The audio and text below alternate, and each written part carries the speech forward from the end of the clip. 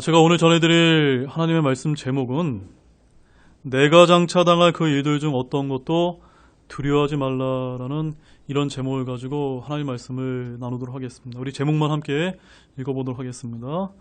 내가 장차당할 그 일들 중 어떤 것도 두려워하지 말라. 여러분 위로가 되십니까? 저는 일주일 동안 이 말씀을 준비하면서 너무나 이제 큰 위로를 제가 받았다는 것을 여러분에게 솔직히 말씀을 드립니다. 지난 2년간 우리 한국교회가 얼마나 많은 고통을 받지 않았습니까? 그런 과정을 저희들이 겪으면서 오늘 이 서문화 교회가 겪었던 것들을 한번 제가 대비를 해봤습니다. 그래서 이 고통과 고난이 과연 우리에게 유익이 없는 것인가? 그런 부분을 생각해 봤을 때 꼭 그런 것만은 아니었다는 것을 저는 여러분에게 솔직히 말씀을 드립니다.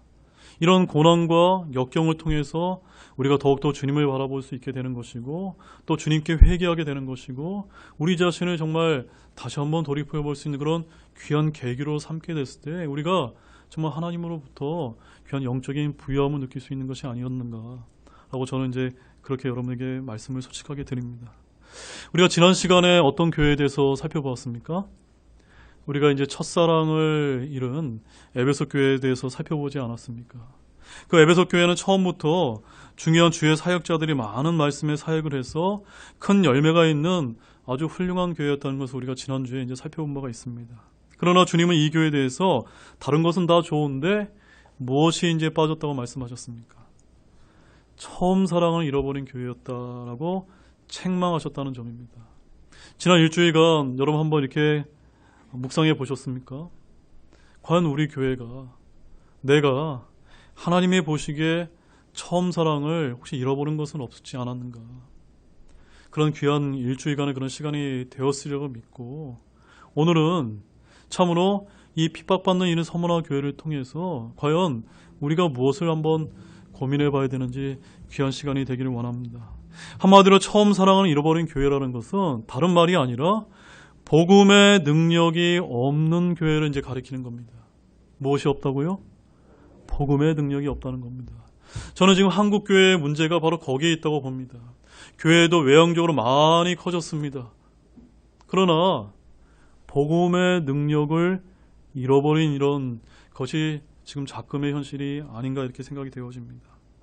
이런 에베소 교회가 가장 좋은 대조를 이루고 있는 교회가 바로 어느 교회냐면 오늘 우리가 살펴보게 될 서문화 교회인 것입니다.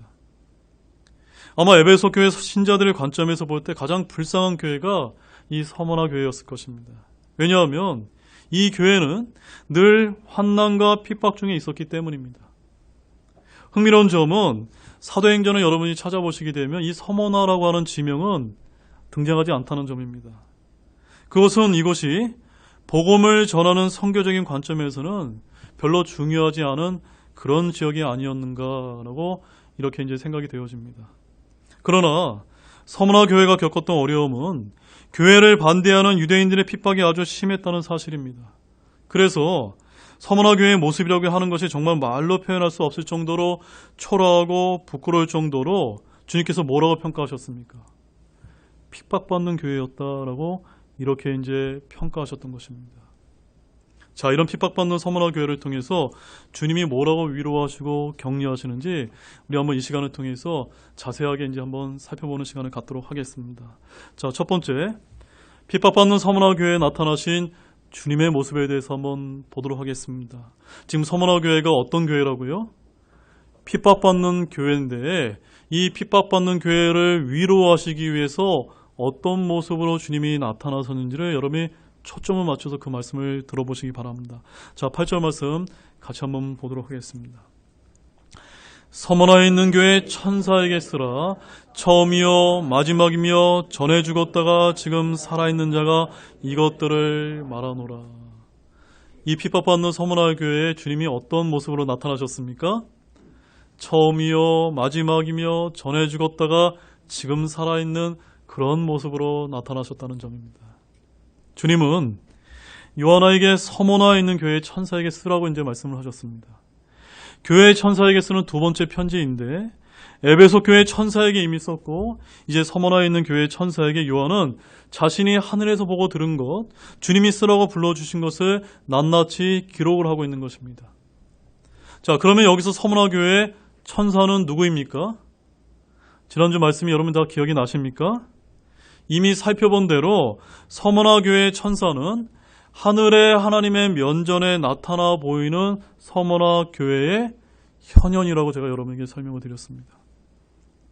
아마 성경을 읽는 분들도 이 서머나라는 지명은 이곳에서 처음 볼 것입니다.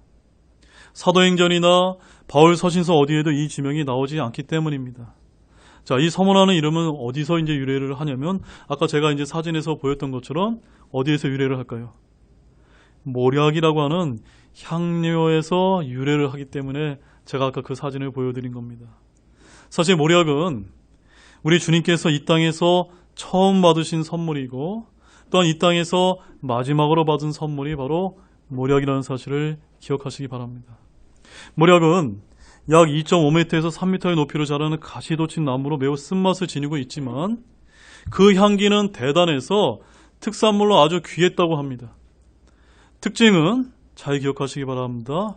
이 모략나무의 특징은 두드리고 으깰수록 짓눌리고 부서질수록 더욱더 아름다운 향기를 발산했다는 점입니다. 어떻게 했더니 무엇이 나왔다고요? 두드리고 깨고 부서질수록 뭐가 나왔다고요? 아름다운 향기가 나왔다는 점입니다. 바로 그 이름처럼 고난과 핍박을 통해 그리스도의 향기를 뿜어내는 교회가 바로 어떤 교회라는 것을 암시해 주는 겁니까?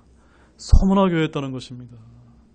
바로 이 핍박받는 서머나 교회가 으깨지고 부서지고 짓눌리고 고통을 받을수록 무엇이 뿜어져 나왔다는 것을 암시해 주는 겁니까? 그리스도의 향기가 뿜어져 나왔다는 사실입니다. 저는 과연 지난 2년간 이런 코로나 역병을 통해서 한국교회가 정말 무수한 핍박과 어려움을 당했는데 과연 우리가 그리스도의 향기를 뿜어냈는지 이런 점에서 우리가 회개할 필요가 있다고 저는 믿습니다. 우리 등대교회는 또 어떻습니까? 과연 이런 어려움 가운데서 이런 고난 가운데서 그리스도의 향기가 여러분의 삶을 통해서 세상에 뿜어져 나왔습니까? 그 점은 오늘 이 말씀을 통해서 우리가 한번 비춰보시기를 바랍니다. 역사적으로 서머나 교회는 순교의 향기를 드러내었고 주 313년 콘스탄틴 황제가 최초로 종교의 자유를 합법적으로 공인한 밀라노 칙령까지 혹독한 핍박을 받은 교회로 이렇게 알려지고 있습니다. 에베소 다음과는 부유한 항구 도시였고 일찍부터 유대인들이 많이 정착했는데 이들이 로마 정부와 결탁을 해서 초대교회 성도들의 피를 많이 흘렸다고 이렇게 알려지고 있습니다. 사도 요한의 제자로 불리는 폴리캅이 이 서머나 교회의 감독으로 또 이렇게 알려지고 있습니다. 무엇보다 중요한 것은 주님께서 이 서머나 교회를 부끄러워하시거나 모르는 채 하지 않으셨다는 사실입니다. 주님은 이 교회에 뭐라고 이제 계시하셨습니까? 처음이요 마지막이며 전에 죽었다가 지금 살아있는 자라고 이렇게 소개를 하고 계시다는 점입니다. 그들에게는 지금 이 모든 어려움을 이기고도 남는 아주 강력한 한마디의 말씀이 필요한데 바로 그 말씀이 이 말씀이었다는 사실입니다. 처음이요 마지막이요. 여러분 처음이요 마지막이요가 무슨 뜻일까요? 그 말은 원래 구약에서는 주 여호와 하나님에 대한 표현입니다. 그래서 이집트에서 이 히브리 사람들이 파라오의 압제 아래 노예 생활을 하고 있었을 때 이스라엘 자손들에게 하나님께서 자기 자신을 뭐라고 계시하셨냐면 처음이요 마지막이신 하나님으로 이렇게 계시를 해 주셨다는 점입니다. 그래서 하나님께서 자신을 처음이요 마지막이라고 말씀하신 것은 이 세상 모든 것은 다 하나님의 창조물이요 결국 이 모든 것의 운명을 결정할 수 있는 분은 주 하나님밖에 없다는 사실을 보여주는 것입니다. 그 다음에 전에 죽었다가 지금 살아있는 자가 이것들을 말하노라고 하는 이 한 소절은 기독교의 모든 진리를 압축해주는 그런 말씀이 아닐 수가 없습니다. 우리는 죽고 없는 예수님을 추종하는 그런 무리가 아니라 어떤 예수님을 우리가 믿는 겁니까? 전에 죽었다가 지금 부활해서 하늘의 오른편에서 하나님 우편에 앉아 계신 그런 살아있는 예수님을 믿고 추종하는 무리가 아닙니까? 맞습니까, 여러분? 우리는 죽은 예수님을 믿는 것이 아니라 부활하신 예수님 믿는 무리라는 것입니다. 서머나 교회는 고통과 죽음의 향기를 늘 품고 있었기 때문에 주님은 그들에게 죽어있으나 살아있는 자기 자신을 계시해 주신 것임을 잊지 마시기 바랍니다. 성도들이 주 안에서 당하는 고통은 모두 누구를 핍박하는 것과 똑같습니까? 우리 예수님을 핍박하는 것과 같다는 점입니다. 이들은 지금 연약한 서머나 교회 신자들을 괴롭히면서 즐기고 있을지는 몰라도 실제로는 그들은 지금 자신들이 누구를 상대로 해서 싸우고 있는지 모르고 있는 자라는 것입니다. 만약에 지금 세상에 있는 정부와 권력자들이 한국교회를 핍박하고 있다고 저희들이 생각을 한다면 그것은 한국교회 성도들을 괴롭히는 것이 아니라 사실은 누구를 괴롭히는 겁니까? 주님을 이제 핍박하고 있는 것과 같다는 말씀을 우리가 이해해야 되는 것입니다. 이 땅에서 주의 이름을 위해 죽음의 위협 속에 살고 있는 모든 이들에게 이 말씀보다 더 은혜롭고 복된 말씀은 없다는 사실을 굳게 믿으시기 바랍니다. 그 다음에 이제 두 번째는 서머나 교회의 실상입니다. 자, 9절 말씀 함께 읽어보시겠습니다. 내가 내 행위와 환난과 궁핍을 알며 그러나 내가 부유하도다. 또 스스로 유대인이라 하나 유대인이 아니요 사탄의 회당인 자들의 신성 모독을 아노라. 자, 여기 아주 귀한 말씀이 이제 담겨 있습니다. 무엇보다 중요한 것은 우리 주님이 이 교회의 사정을 너무나 잘 알고 계시다는 사실입니다. 주님 역시 서머나 교회의 행위와 환난과 궁핍을 모르시는 것이 아니라 너무나 잘 알고 계셨다는 사실입니다. 오늘날 현대교회는 가난하게 되면은 죄나 믿음 없으로 여기면서 물질적인 부와 풍요를 추구하지만 이는 성경과 맞지 않습니다. 우리는 이제 다음의 말씀에 이제 주목을 해야 되는데 야고보서 2장 5절 말씀에 아주 귀한 말씀이 이제 기록이 되어 있습니다. 우리 또 한 목소리로 한번 읽어보겠습니다. 내 사랑하는 형제들아 귀를 기울이라. 하나님께서 이 세상에 가난한 자를 택하사 믿음에 부유하게 하시고 자신을 사랑하는 자들에게 친히 약속하신 왕국의 상속자들로 삼지 아니하셨느냐. 여러분 위로가 되십니까? 하나님께서 누구를 택하셨다고요? 이 세상에 가난한 자를 택해서 믿음에 부유하게 만들어 주셨다는 것입니다. 우리는 겉으로 봤을 때 누가 좀 부유하지 못하고 가난하게 살게 되면은 저 사람 하나님의 축복을 받지 못해서 그런 것이다 라고 이렇게 오해할 수가 있지만 하나님의 관점은 전혀 그렇지 않다는 것입니다. 여기서 물질적인 가난과 영적 부유함이 대비됨을 여러분 잘 보시기 바랍니다. 우리 신자들은 하늘의 보화를 쌓아두고 하늘의 보상을 기대합니다. 주님의 이 말씀을 듣고 신자들은 아마 마음속 깊이 안심했을 것입니다. 왜냐하면 우리 주님께서는 너무나도 정확하게 자신들의 문제를 알고 계시다는 것을 알았기 때문입니다. 사실 서머나 교회가 겪었던 어려움은 크게 두 가지였습니다. 첫 번째 어려움은 환난과 궁핍이었습니다. 그리고 이 환난과 궁핍은 로마와 결탁한 유대인들의 반대와 핍박부터 야기되었습니다. 교회의 환난은 진리를 반대하는 자들로부터 생기는데 반대하는 자들이 있으면 교회는 어렵기 마련이며 그 반대를 피하여 모임을 가질 수밖에 없습니다. 뿐만 아니라 그 당시 유대인들이 모든 도시의 경제권을 쥐고 있었기 때문에 경제적인 보복을 이 서머나교회 성도들에게 가했던 것입니다. 그래서 서머나교회 신자들은 더더욱더 궁핍할 수밖에 없었다는 사실을 우리는 이 사실을 통해서 이해해야만 됩니다. 이들은 양면의 어려움에 빠져 있었는데 하나는 믿는 진리에 대한 반대이고 다른 하나는 바로 경제적인 보복이었다는 점입니다. 그러나 주님이 이들에 대해서 뭐라고 이제 말씀하셨습니까? 9절 말씀에서 그러나 내가 부유하도다. 여러분 이 말씀 이해가 되십니까? 지금 서머나교회가 어떤 처지에 있었습니까? 지금 환난과 궁핍을 당하고 있는데 주님은 뭐라고 말씀하고 있습니까? 내가 부유하도다. 내가 부유하도다. 이 교회는 지금 환난 가운데 있는 성도들은 궁핍했지만 주님의 눈으로 바라봤을 때는 가장 부유하고 가장 풍성한 자들이 바로 누구였다는 사실입니까? 핍박받는 서머나 교회였다라고 주님께서 지금 격려하고 계시다는 사실입니다.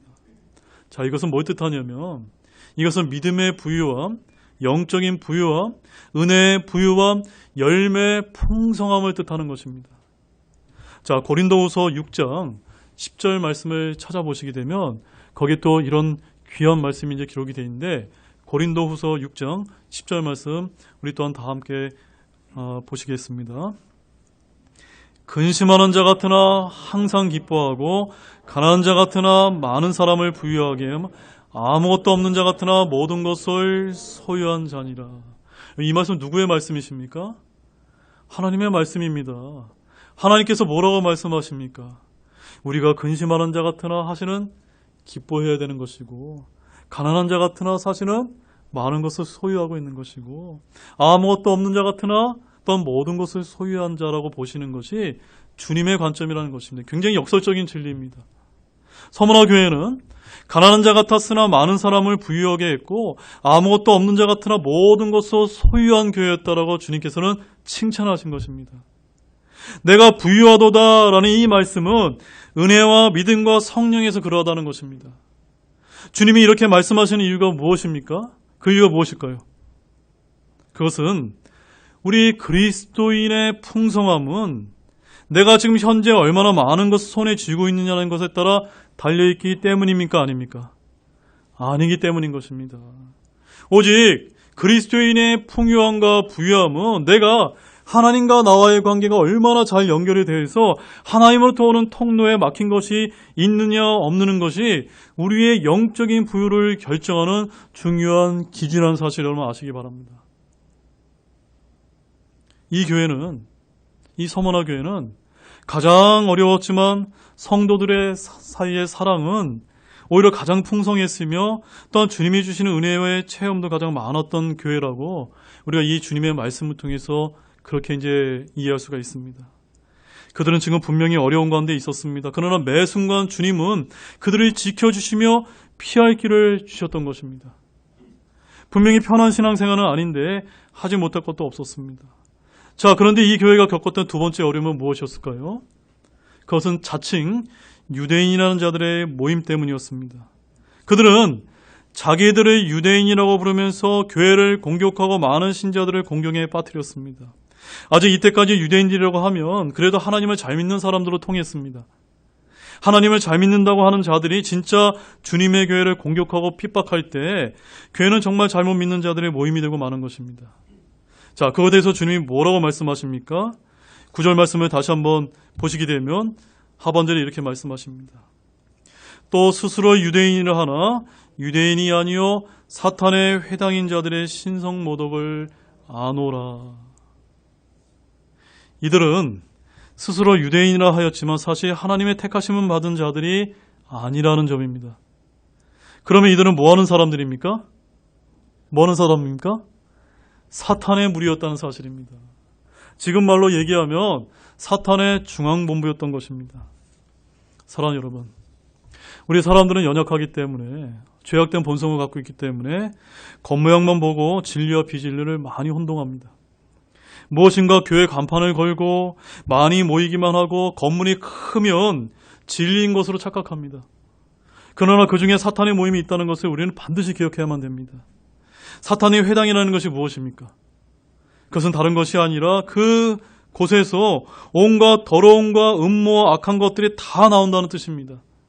하나님을 섬긴다는 자들이 타락을 하게 되면 불신자가 되는 것이 아닙니다. 사탄의 회당이 된다는 사실입니다. 무엇이 된다고요? 불신자가 아니라 사탄의 회당이 되는 것입니다. 그러므로 믿는 자들에게서 하나님의 은혜가 떠나면 됩니까? 안 됩니까? 안 됩니다. 하나님을 믿는 자들이 이성을 잃어버리며 믿지 않는 자들보다 훨씬 더 악하게 변합니다.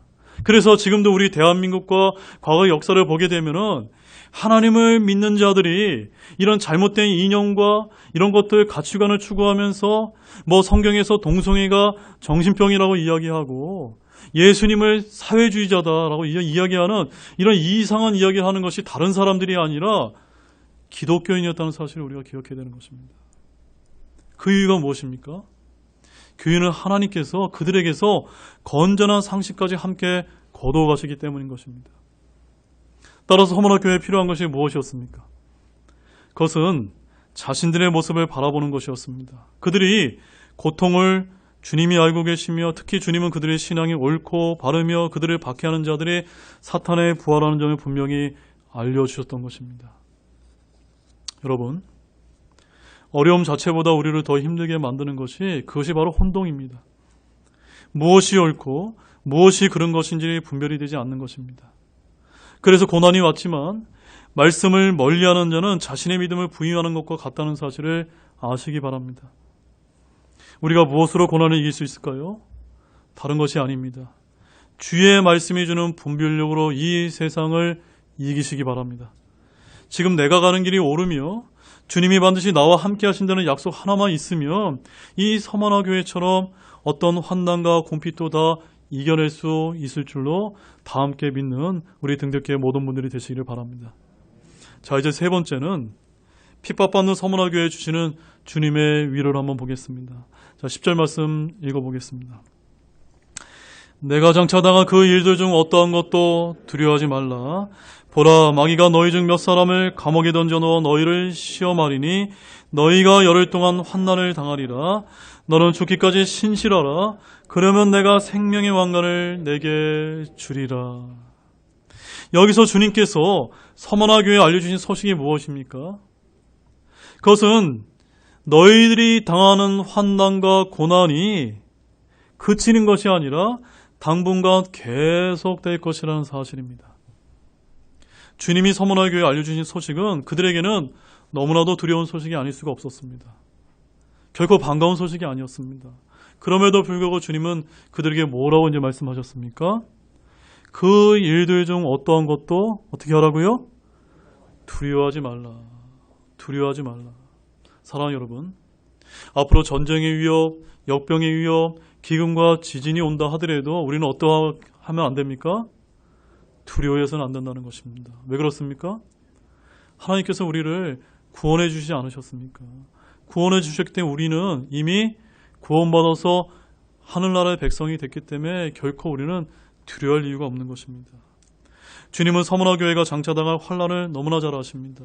그래서 학자들은 역사적으로 로마 10차례에 거친 대박해를 뜻한다고 이렇게 이제 해석을 합니다. 당시 얼마나 많은 성도가 죽었는지 모릅니다. 원형 경기장에서 사자들이 잡혀 먹혔으며 참수형에 십자가형이 연일 집행되었습니다.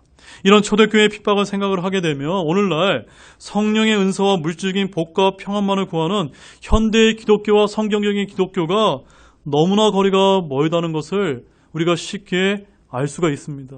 맞습니까, 여러분? 동의가 되어지십니까? 현대 기독교의 모습과 성경에 계시는 성경적인 교회의 모습이 너무나 다르다는 것입니다.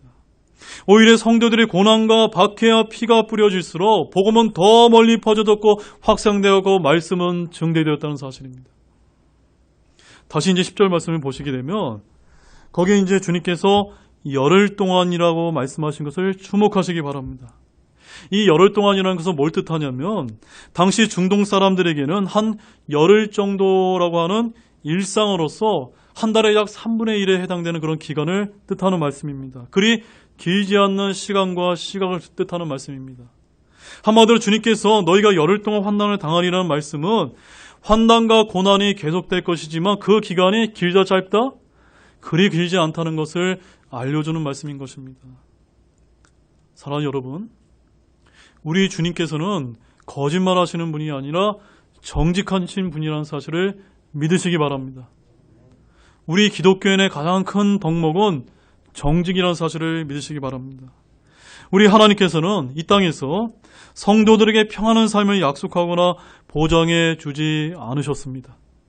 오히려 주님께서는 제자들에게 요한복음 16장 33절 말씀에서 뭐라고 말씀하셨냐면 세상에서는 너희가 환난을 당할 것이나 기운을 내라 내가 세상을 이겼노라 하시니라라고 말씀하셨습니다.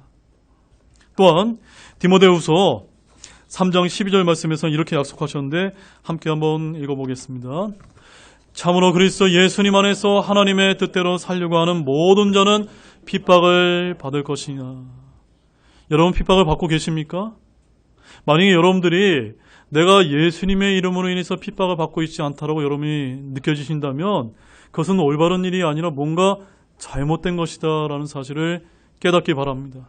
여러분들이 하나님의 뜻대로 살려고 한다면 핍박은 당연히 이제 오게 될 수밖에 없는 것입니다.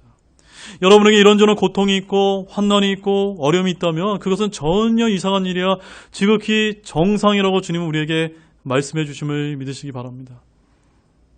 그들 중 신실한 형제 몇 명은 심지어 감옥에 던져질 것이며 거기서 그들이 시험을 받을 것이라고 분명히 예수님께서 말씀하셨던 것입니다. 물론 처음 이런 말씀을 들으면 기분이 좋을 리가 없습니다. 그러나 그렇게 정해진 것이라면 우리가 감당해야 될 일이라면 억지가 아니라 기쁨으로 감당하는 것이 좋지 않겠습니까? 맞죠, 여러분? 따라서 잘 기억하시기 바랍니다. 거짓된 위안은 그것은 위안이 아닙니다. 결국 그것은 오히려 그릇된 기대를 가지게 함으로써 더욱더 우리로 하여금 견디지 못하게 한다는 사실을 깨닫기 바랍니다. 알려줄 것은 알려주어서 마음의 준비를 하게 해야 합니다. 교회는 신자들에게 무조건 낙관적으로 하나님께서 복을 주시고 모든 일이 잘 될 것이라고 모든 것이 이제 평화로워질 것이라고 그렇게 말해서는 곤란하다는 사실입니다. 그가 잘 감당할 수 있는 것이 어떤 것이며 또 그가 극복할 수 없는 것이 어떤 것인지를 알려주어서 앞으로 미래를 대비할 수 있게 해주는 것이 정직한 것이라는 것을 저는 여러분에게 강조를 드립니다. 여기서 10절 말씀에서 성경이 또 뭐라고 말씀하고 있습니까? 마귀가 너희를 시험하리니 라고 되어 있습니다. 이것을 정확하게 이제 우리가 풀이를 해보게 되면은 영어에는 이렇게 기록이 되어 있습니다. That he may be tree라고 되어 있습니다. 여기 이라고 하는 것은 유의 복수로서 너희는 시험을 받으리니라는 그런 이제 뜻이 되는 것입니다. 성경은 이제 너라고 이야기하다가 너희 중으로 복수로 이제 표현을 하고 있다는 점입니다. 즉 서문화교회 천사가 한 명의 영적 존재나 사역자가 아니라 누구를 지칭하는 겁니까? 교회를 의미하는 것입니다. 바로 저와 여러분과 같은 성도들을 이제 향해서 말씀을 해주실 것인 그런 뜻입니다. 사탄 마귀는 교회 성도들 중에서 몇 사람을 감옥에 던져넣어 교회를 시험했습니다. 교회에 박해와 고난이 가해지면 생명이 없는 교회는 순간적으로 와해되어 버리지만 생명이 있는 교회는 더욱더 견고하게 됨을 믿으시기 바랍니다. 그래서 저는 소망하기를 우리 교회가 어려움이 있다라고 위축되고 낙심하는 것이 아니라 진짜 이 서머나 교회처럼 더욱더 그리스도의 향기를 발산해서 견고해지는 그런 진리의 등대와 같은 그런 등대 침례 교회가 되시를 주님의 이름으로 소망합니다. 우리 베드로전서 4장 12절에서 13절 말씀도 함께 보시도록 하겠습니다. 베드로전서 4장 12절 13절 말씀입니다. 우리 한 목소리로 또 우리 한번 읽어보겠습니다. 사랑하는 자들아 너희를 단련하려고 오는 불같은 시련에 관하여는 마치 이상한 어떤 일이 너희에게 일어난 것 같이 이상히 여기지 말고 오히려 너희가 그리스도의 고난에 참여하는 자가 되었으므로 기뻐하라. 그분의 영광이 드러날 때 너희가 넘치는 기쁨으로 또한 즐거워하게 하려 함이라. 제 얘기가 아니라 분명히 말씀에 기록되어 있음을 여러분 믿으십니까? 사랑하는 자들아, 여러분 주님의 편에서 사랑하는 자들이 맞습니까? 여러분을 단련하고 오는 불같은 시련에 관해서는 어떻게 여기지 마시라고요? 이상하게 여기지 마라. 앞으로 우리에게 닥치는 이 어려움들은 적은 것이 아니라 많으면 더 많아진다는 사실을 인해서 여러분 이상한 일을 여기지 마시고 결코 두려워하지 마시길 바랍니다. 마귀가 도전하는 교회는 살아있는 교회임을 믿으시기 바랍니다. 잠든 교회, 죽은 교회는 마귀의 원수나 대적이 아닙니다. 무엇을 위해서 시련이 온다고 말합니까? 여러분을 단련하려고 불같은 시련이 오심을 아시기 바랍니다.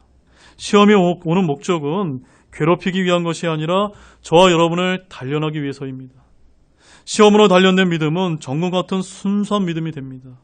그래서 10절 말씀을 이제 이어서 다시 한번 보게 되면 너는 죽기까지 신실하라 라고 말씀하시면서 무엇을 약속하셨습니까? 그리하면 내가 생명의 왕관을 내게 주리라 라고 주님께서는 고난받는 그런 영혼들에게 두려워하지 말 것을 이렇게 약속하시면서 신실하라, 죽기까지 신실하라고 말씀하셨습니다. 자, 근데 여기서 우리가 주목해야 될 점은 여기서 죽기까지 신실하라가 죽을 때까지 신실하라가 아니라는 사실입니다. 죽을 때까지는 until death라고 되어 있는데 until death가 아니라 언제까지입니까? unto death. until death하고 unto death가 여러분 차이점이 이제 이해가 되십니까? 죽기 직전까지 신실하라는 게 아니라 죽을 정도로 신실하는 것이 주님의 명령인 것입니다. 빌립보서 2장 8절 말씀을 보게 되면 주님께서 또 이런 모범을 보이셨는데 함께 보시겠습니다. 사람의 모형으로 나타나사 자기를 낮추시고 죽기까지이고 십자가로 인해 죽기까지 순종하셨느니라. 우리 주님께서도 어디까지 순종하셨습니까? 죽기까지 unto death까지 순종하셨던 것입니다. 그 다음에 이제 요한계시록 12장 11절 말씀도 이어서 한번 보시도록 하겠습니다. 그들이 어린 양의 피와 자기들의 증언의 말로 그를 이겼으며 그들이 죽기까지 자기 생명을 사랑하지 아니하였도다. 여기도 unto death가 우리 사랑하는 우리 성도들에게 주어진 명령이라는 사실입니다. 여기 나와 있는 이 계시록에 나와 있는 이 7년 환란기를 겪는 환란 성도들은 죽기까지 믿음의 선한 싸움을 싸워야만 했습니다. 우리에게 요구되는 한 가지 역시도 마찬가지로 신실함이라는 사실을 믿으시기 바랍니다. 주님은 이들에게 무엇을 약속하셨습니까? 생명의 왕관을 약속하셨습니다. 이미 우리는 전에 야고보서 1장 12절 말씀을 가보게 되면 시험을 견디는 사람은 복이 있나니 이는 그가 단련을 받은 뒤에 주께서 자신을 사랑하는 자들에게 약속하신 생명의 왕관을 받을 것이기 때문이라고 이렇게 약속을 해주신 바가 있습니다. 여러분 이런 복을 충만하게 누리기를 원하십니까? 이것이 진짜 주님께서 약속하신 복이심을 굳게 믿으시기 바랍니다. 생명의 왕관은 시험을 통과한 성도들에게 주어지는 왕관이심을 믿으시기 바랍니다. 따라서 사랑하는 여러분, 언제나 매사에 신실하시기 바랍니다. 어디까지 신실해야 됩니까? 죽기까지 신실하시기 바랍니다. 이 죽기까지 신실하는 말씀은 신실함의 정도와 크기에 관한 말씀이며 우리가 치러야 될 대가에 관한 것입니다. 주님은 서머나교회에 죽기까지 신실하고 하셨는데 이것을 다른 말로 말하면 고난을 싫어하거나 거부하지 말라는 뜻입니다. 나에게 닥친 고난은 이유가 있고 다 유익이 있고 믿고 적극적으로 한번 부딪혀보라는 말씀입니다. 그 고난 가운데 내가 할 수 있는 것은 적극적으로 하라는 것입니다. 고난이 왔을 때 분노하고 사람을 원망하고 하나님을 원망해야 달라지는 것이 있습니까? 전혀 없지 않습니까? 그러므로 우리 성도들은 기쁨으로 그 환난과 시련과 고난을 즐기는 저와 여러분이 되시길 원합니다. 그러면 그 안에 하나님의 비밀스러운 보물이 감춰져 있음을 발견하게 될 것입니다. 자, 이제 네 번째는 서머나 교회에 주신 하나님의 경고의 말씀을 좀 보도록 하겠습니다. 마지막 11절 말씀 함께 읽어보겠습니다. 귀 있는 자는 성령께서 교회들에게 말씀하시는 것을 들을지어다. 이기는 자는 둘째 사마에게 해를 입지 아니하시리라. 자, 우리 주님은 서머나 교회에 대한 편지를 정신 차리게 하는 아주 놀라운 경고의 말씀을 좀 해주고 계십니다. 귀 있는 자라는 말씀은 어려운 환난 중에서도 주님의 말씀을 들으려고 하는 자들을 의미하는 말씀입니다.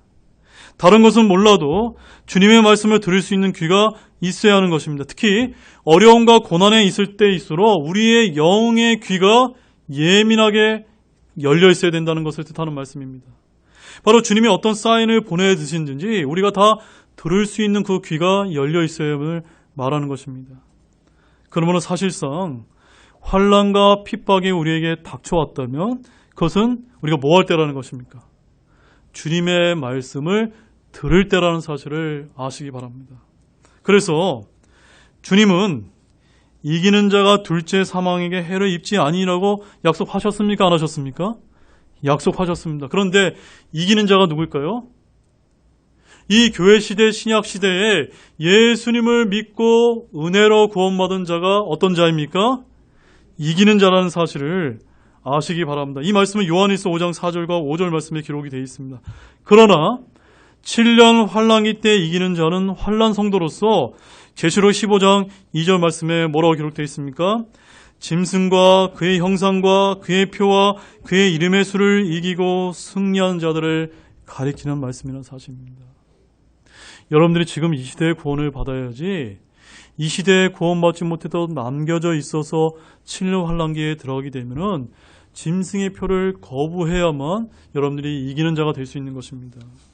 그들은 끝까지 견디고 진짜로 죽기까지 신실해야만 이기는 자가 되는 것입니다. 따라서 계시록 20장 14절 말씀에 이런 말씀이 이제 기록되어 있습니다. 사망과 지옥이 불호소에 던져졌더라. 이것이 둘째 사망이니라.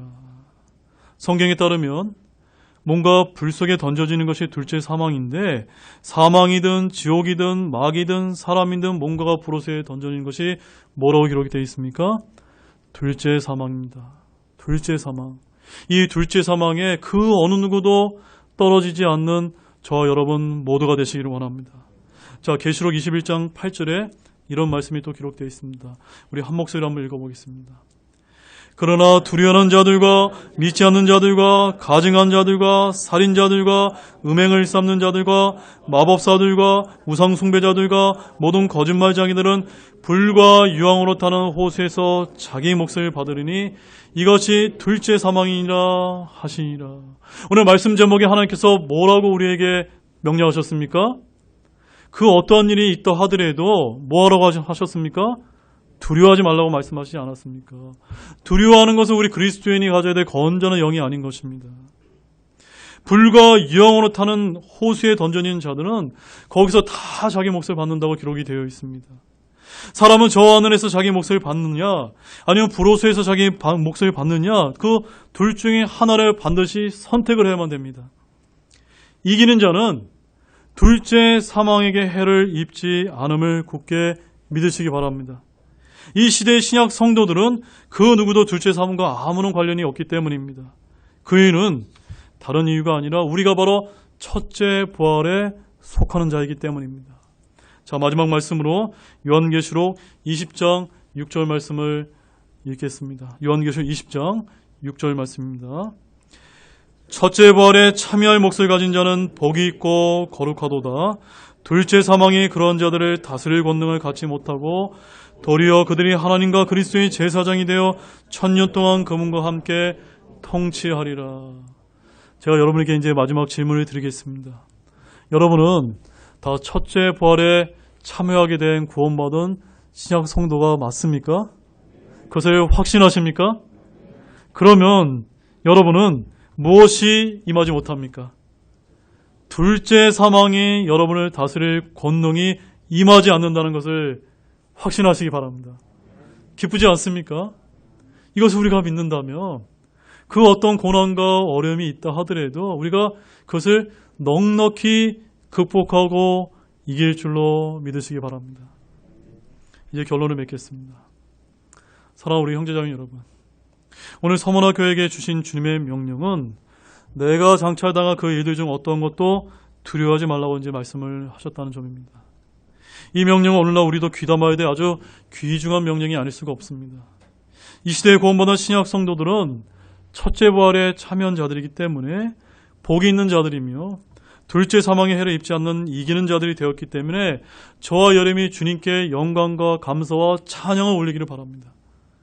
따라서 우리 시대에 핍박받는 서머나 교회 같은 그 어려운 환난과 궁핍이 오더라도 저와 여러분 모두가 죽기까지 신실함으로 우리에게 주어진 생명의 왕관을 취할 수 있는 그런 신실한 성도 여러분들이 되시기를 우리 주 예수 그리스도의 이름으로 축원드립니다. 우리 다 같이 일어나시겠습니다.